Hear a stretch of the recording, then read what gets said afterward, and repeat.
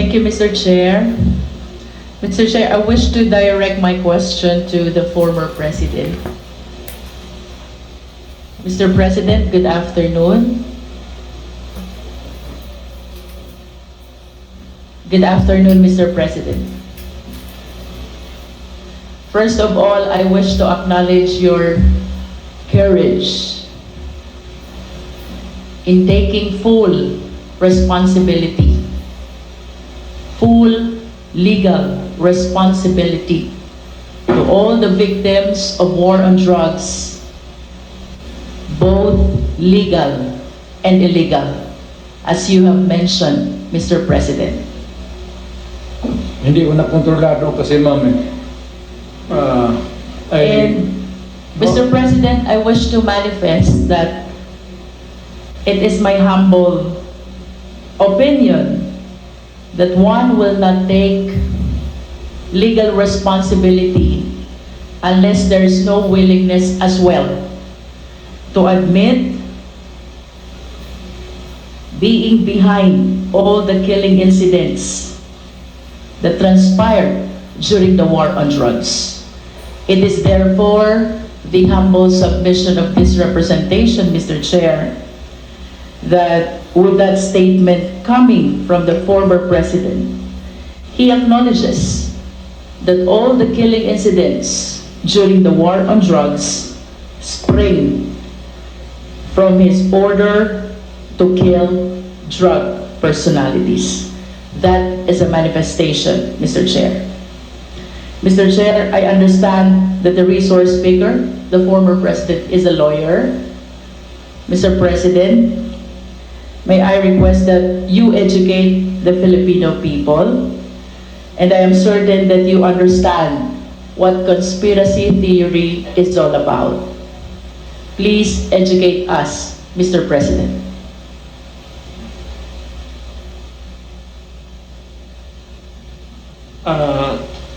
I may have some lapses already, but I will give you the definition of a conspiracy to commit a crime when two or more persons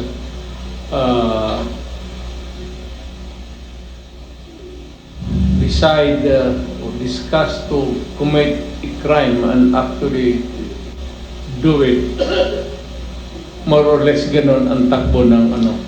Thank you, Mr. President. And you will agree with me, Mr. President, that under the conspiracy theory, mayroon pong tatlong klase ng principal. One is principal by inducement. Two is principal by indispensable cooperation. And three, principal by direct participation. Being a long-time prosecutor, Mr. President, can you please enlighten us on this? Well, one is yung induce. It could be an inducement could be money usually, or inducement by a woman to a man to kill her husband so that they can live forever happily ever after. Or a group of persons, a sindikato, lahat, what is illegal, gambling, smuggling, these are they are the conspirators of crime. So you have explained, Mr. President, principal by inducement. It could be money, it could be an order by a person of influence over another. How about principal by direct participation, Mr. President? You actually agree with one another to commit a crime and you participate. Thank you. And how about principal by indispensable cooperation? Well, in the sense that, for example, if there is no way of traveling from one place to another, and you are the only person who can provide the transportation, a vehicle, and that is will be indispensable cooperation. Without the vehicle, you cannot commit the crime. Thank you, Mr. President, for enlightening us. Going back to your statement that you are taking full legal responsibility to all the victims of war on drugs, both legal and illegal. It is my humble submission, Mr. Chair, that the former president can be considered liable for all these crimes under the theory of conspiracy by being a principal by inducement. I wish to manifest, Mr. Chair, that without the order, without the reward, these police operatives should not have resulted to killing a huge number of victims of war on drugs. Beg to disagree with your premise, ma'am. I understand, Mr. President, but that is a manifestation. Yes, but Thank you, if Mr. police is President. supposed to do his duty. He goes to school for 2 years. He received instructions to how to go about his duty, and we have to give the presumption of regularity. That's a principle of law. Thank you, Na Mr. President. Pag every time na may ginawa kaya mo, in your favor is the principle of regularity, Presumption in of performance regularity of duty. of performance of official duty, Mr. President. Thank you for your enlightenment. Mr. President, I wish to ask, with all due respect, considering your statement of taking full legal responsibility, both to legal and illegal activities, can I equate this statement of yours to an extrajudicial confession of guilt? Well, in a sense, yes. Wala na akong magawa eh. Are you saying yes, Mr. President? Yes, because I ordered the campaign against the drug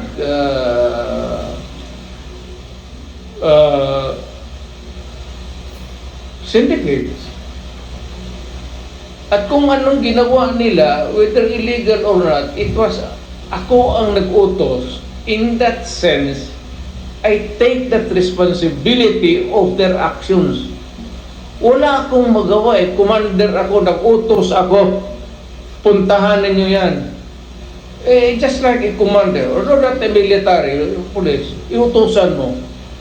Pag may nangyari dyan, magkabulyaso, whether right or wrong, iyo yan. Iyo talaga yan. Kung hindi ka na bobo na mayor, hindi mo iwanan yung tao na inutusan mo. Unless yung pumunta doon, inutusan mo mag-operate ng illegal gambling or droga, tapos nag-rape, kung anong ginagawa ng kabalastugan, ako na mismo ang papatay, hindi na kailangan na hintayin mo ba? Mr. President, earlier, you conformed to my statement that I can equate your statement of taking full legal responsibility as an extrajudicial confession of guilt. You said yes to that. Yeah. No, I'm just reiterating the question, Mr. President. It's not about guilt or a wrong. What I'm saying is that yung lahat ng inutusan ko yung war against drugs, o yung isang platoon dyan o isang batalyon, kung ano yung ginagawa nila, kaya I take full responsibility for that. Mr. President, you are surrounded by, I believe, 4 lawyers. Hindi ko na kailangan, ma'am. Because you are a lawyer I can yourself. take of myself. I can take care of myself. And of course, you understand the elements of an extrajudicial confession. Yes. You confirm that you are of sound mind. And not only that, body Yes. as well. You confirm that your statement is voluntary. Yes. And of course, you confirm that you understand the consequences of your extrajudicial confession. Hindi naman alam, hindi naman ito korte. So, I understand, Mr. President. That's why we call it extrajudicial confession. It is not a confession, it is the statement coming from the mouth of a mayor or a president at that time. It is not a confession. You are characterizing the word. Mali, ma'am. The only one, Do not characterize that as a wrong. Mr. President, Policy yan. the only one that is missing among these elements is that it should be in writing. Eh, what? And my question will you be willing to translate into writing the statement that you earlier said? Hindi na nga ako marunong, yung pirma ko noon, hindi na nga pirma ko ngayon. But of course, you have a lawyers to help and assist you prepare this written document. Hindi ko na kailangan yan. Babait ko pa writing dito na ngayon.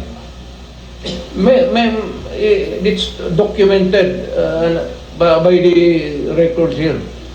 Magtanong na kayo na magtanong. Ano? Anong gusto mong tanongin? Criminal? Mr. President, I wish to proceed to my next question. Do you know Laod firing range? Do you know? Alam niyo po ba yung Laod firing range? So, hindi. Do you know? Nalalaman niyo po ba kung ano Paano o yan? saan yung Laod firing range? Doon ako napapractice magbaril para pumatay ng tao. Thank you. Nagpa-practice po kayong bumaril Oo. para pumatay ng tao. Oo. And alam niyo din po ba yung Laod Quarry? Hindi ko na negosyo yan, ma'am. Yung firing range, But at least you are aware that Laod firing range is situated in the Laod Quarry, within the premises and compound of Laod Quarry. Siguro. Tama po Within ba the yun? premises of a quarry, there is a firing range. Do you confirm that, Mr. President? That should be the question. Do you know Ben Laod? Yes, I think so. Who is Ben Laod? Si policeman.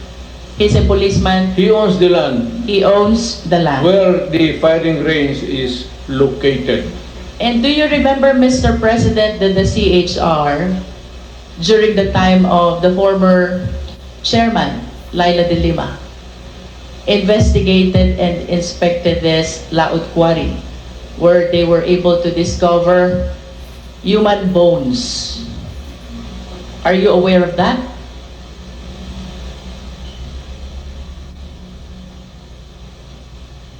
Sino man? Who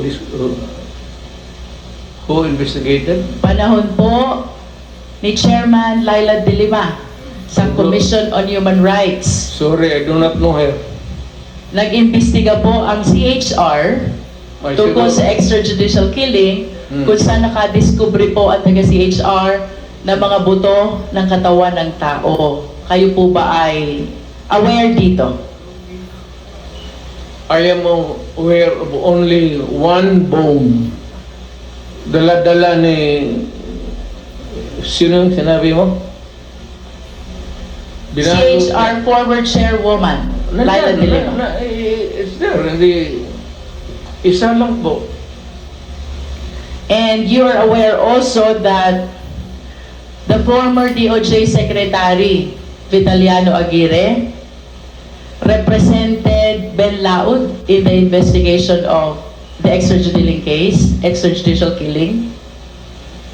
What do I know about the investigation? Or If you about are aware, Aguirre? Mr. President. Yes, Aguirre is my... Are you associated? Of course, you are associated to Vitaliano Aguirre as a matter of is fact. my... Contemporary. Sa eskwelahan, no?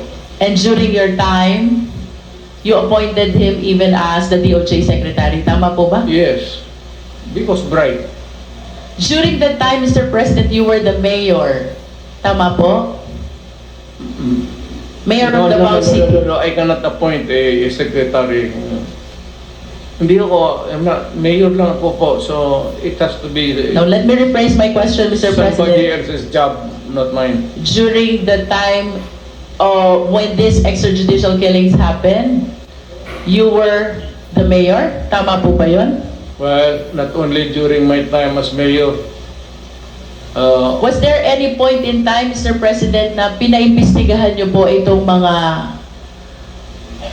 buto ng tao na nakita sa Laod Quarry? dala nga sino yun? Hindi yun nag-imbestigat doon. The CHR, Mr. President. Oh, si CHR. Kayo po ba'y nagpa-imbestiga? Even during your time as mayor or during your time as president, pinaimbestigahan niyo po ba itong mga buto na nakita sa Laod Quarry? Bakit ako imbestiga ng mga buto dyan na maraming buto ng tao na... So you did not initiate any investigation? Of course. Mr. President, I will proceed to the next question. On December 31, 2004, nag-conduct po ng raid ang PIDEA 11, headed by Superintendent Wilkins Villanueva, joined by some operatives of PIDEA Manila, National Headquarter.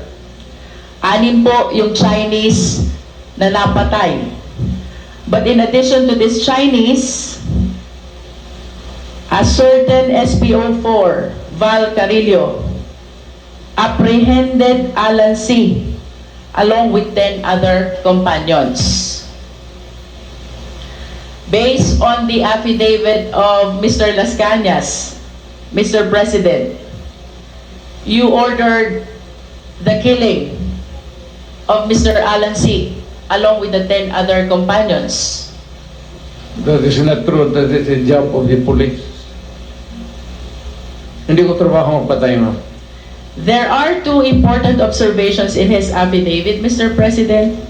Ang sabi po niya dito, si Alan C. ay nag-offer ng 200 million for the release of the 2 chemists and another 100 million for the remaining 8 personalities. But when he tried to seek your permission, you refused, and you even said, madami kayong Intel funds. Totoo yan. Kung bribery siguro yan. Hindi ko, never in my... Are you confirming, Mr. President, that during this time, Las Cañas and Sunny Buenaventura sought your permission whether to release Alan C. and the 10 others in exchange of the 200 million plus 100 million? Siyadong malaking pera yan, man. Hindi totoo yan. You are denying it, Mr. President. Of course. But do you confirm that when you refused this offer, you even told Sunny Buenaventura and Arturo Las Cañas that you have ample Intel funds, so you don't need those bribes, if you call it bribe? I do not remember making a statement like that. But money for operations against crime, malaki ang funding ng Davao City. Another important observation, Mr. President, these 11 personalities were asked as to the whereabouts of their passport. Alan C. said that his passport was taken by the operatives, while the 10 others, ang sabi po nila, hawak ng employer nila. And the employer was named as Michael Yang. What can you say about this? Nothing to do with it. Wala akong pakialam dyan. Hindi ako nakikialam ng mga passport.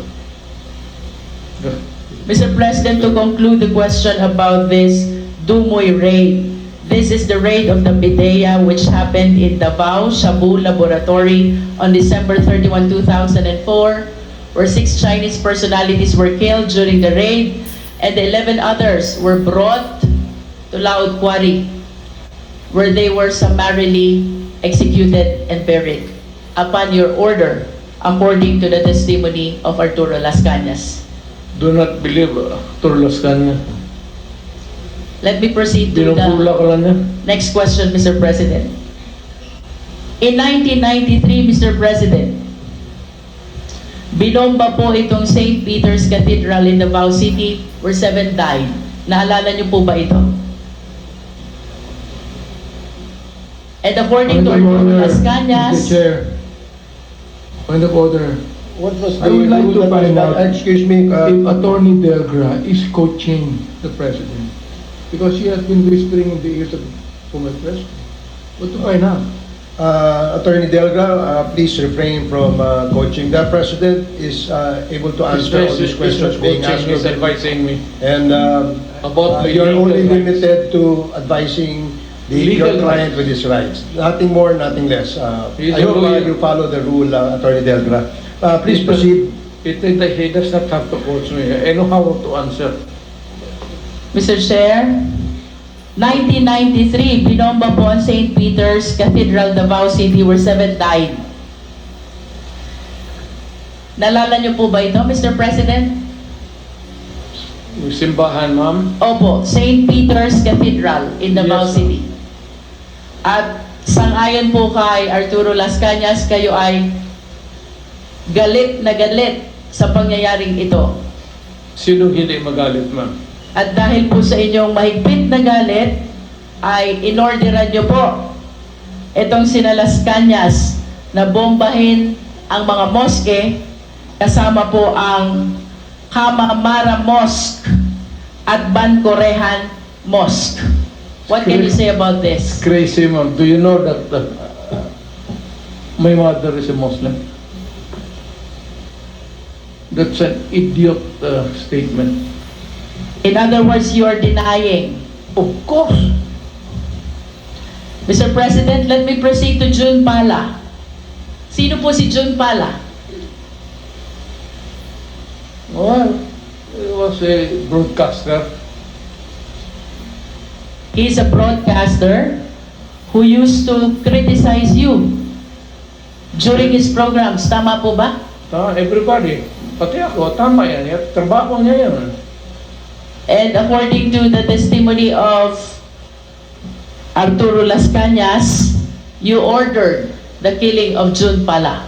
Niwala kay Las Cañas. Lahat na ng participation ng crime niya, kanya. There's a pattern, you know. Look at the pattern of the crimes. Kanya lahat ng ano. Do you believe that as a policeman? Would I? Would I? Kanina po, Mr. President, I started my interpellation with acknowledging your courage in taking full legal responsibility to all the victims of war on drugs, and you said both legal and illegal.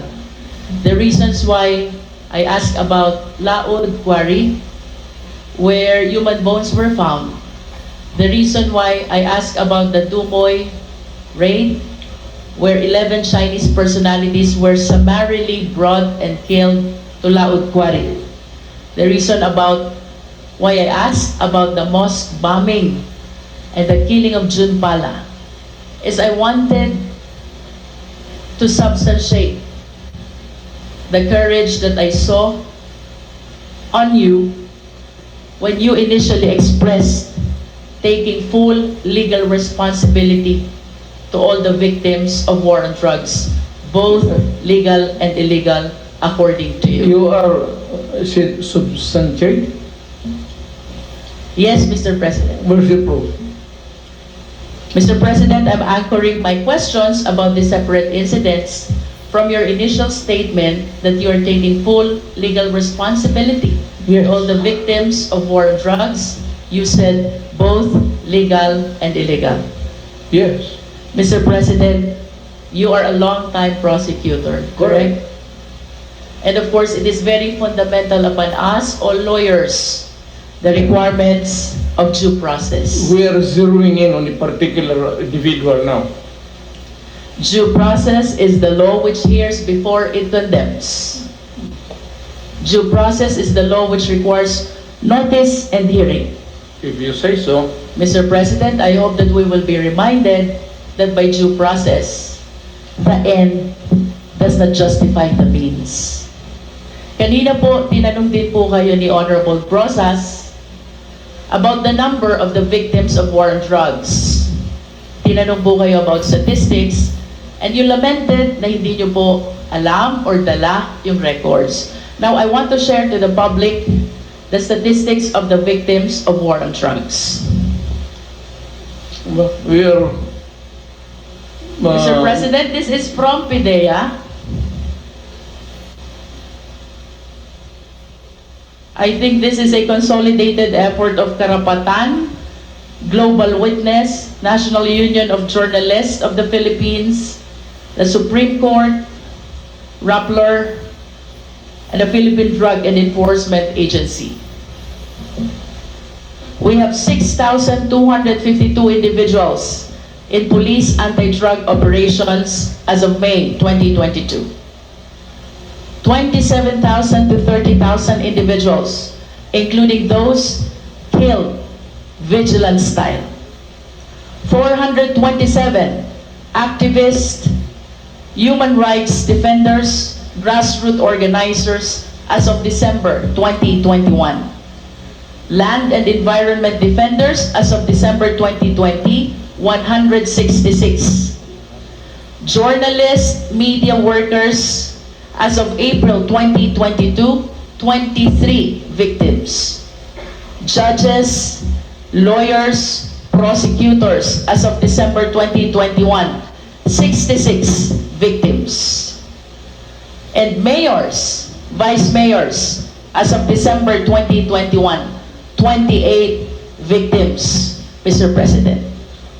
Mr. President, my question is, when you implement war on drugs, did you strictly comply with the requirement of due process? Yes.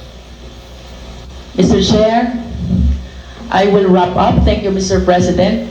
Mr. Chair, it is my humble submission that contrary to the answer of the former President, I humbly believe that the former President and his war on drugs never complied with the requirements of due process. The statistics show, Mr. President, the huge number of victims of war on drugs.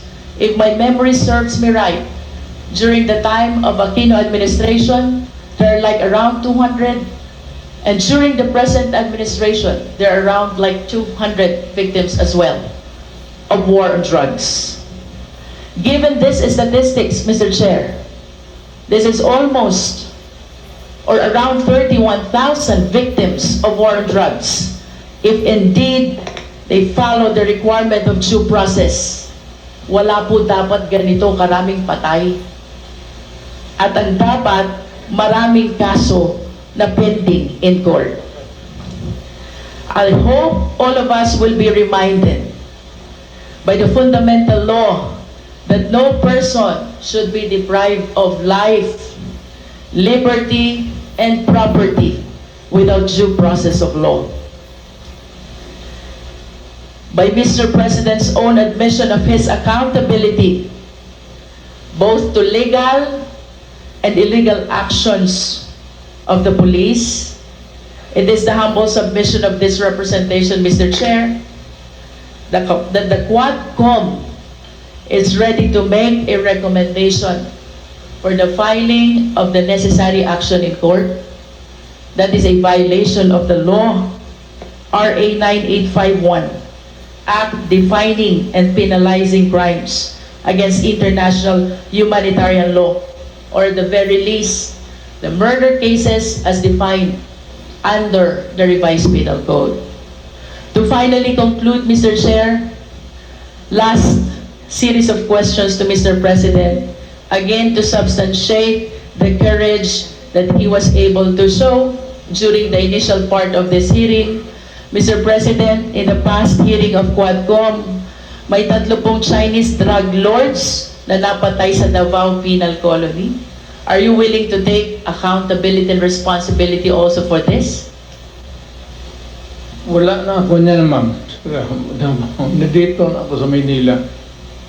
So, you are saying no. Oh, well, kung gusto mo isali yan, idagdag mo na, okay lang. How about the death of General Barayuga, the PSCSO secretary? Are you willing to take full legal responsibility for this? I do not kill generals. The death of Mayor Aldong Parohinog and the 15 others in Osamis City, are you taking full responsibility on this? Hindi ako nagpapatay ng mga mayor, ma'am. The death of Mayor Espinosa of Albuera Leyte, are you taking full responsibility on this? Sige, ma'am, that's my birthplace. The death of Tony Halili in Tanawan City. Malayo yan sa akin, ma'am. The death of Mayor Perez of Los Baños. Lalo na. Ibalik ko po dun sa una niyong sinabi. If you are denying all this, alin po yung tinutukoy nyo when you said you are taking full legal responsibility to all the victims of war on drugs, both legal and illegal? Yes. Kasi, una po kasi that was my campaign against drug. Na alam mo, maraming istasyon, maraming pulis.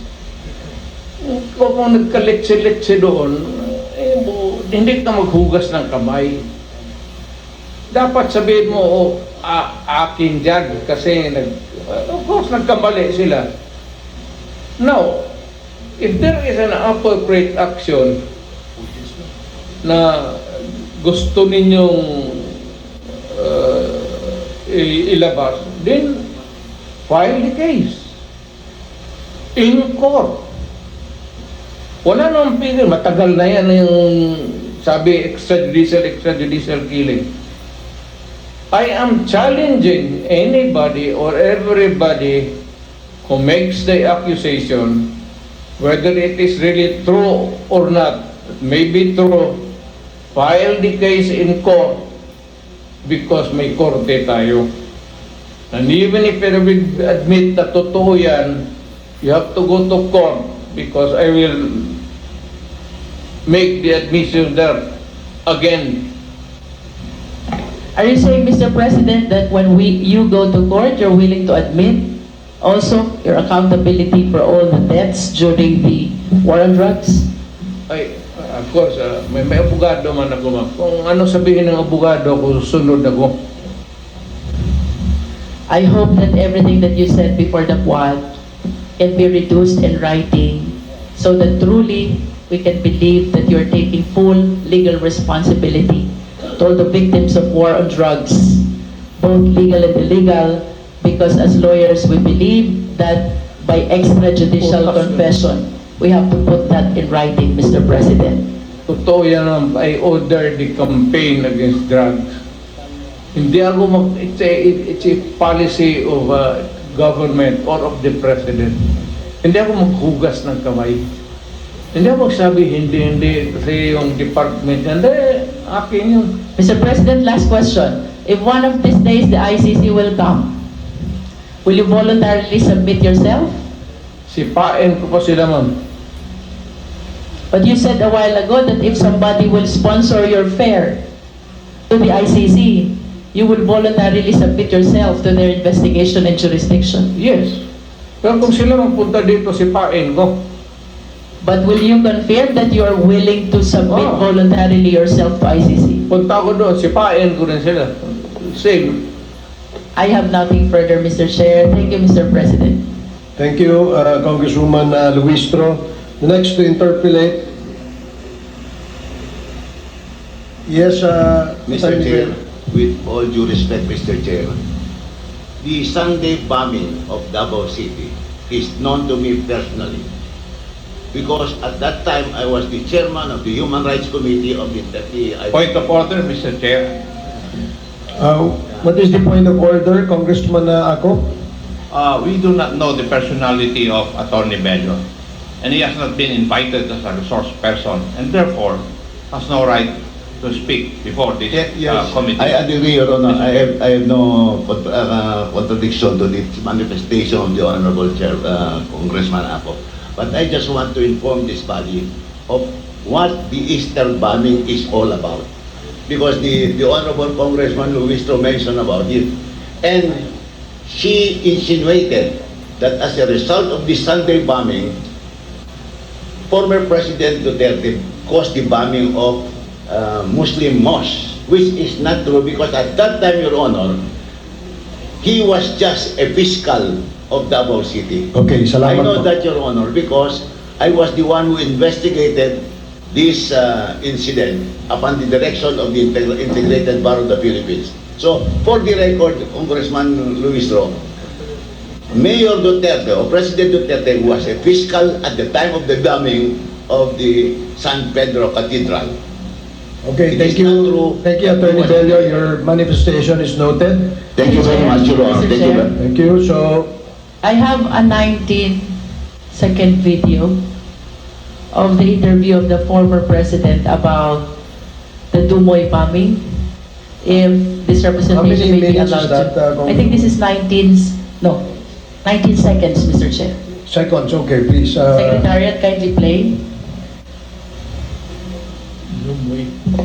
Before that, we'd like to acknowledge the presence of Vice President Sara Duterte.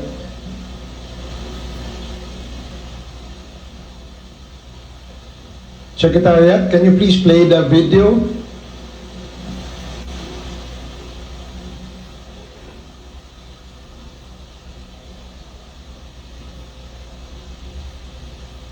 May I also remind our lawyer friends of the former president to please I did it because I had to do it to make contact. Hindi nila na ginawa mo. Kaya yung sa Brumoy, umubos ko talaga. Sir President, Mr. Chair. I did it because I had to do it to make contact. That's it? I reiterate this statement.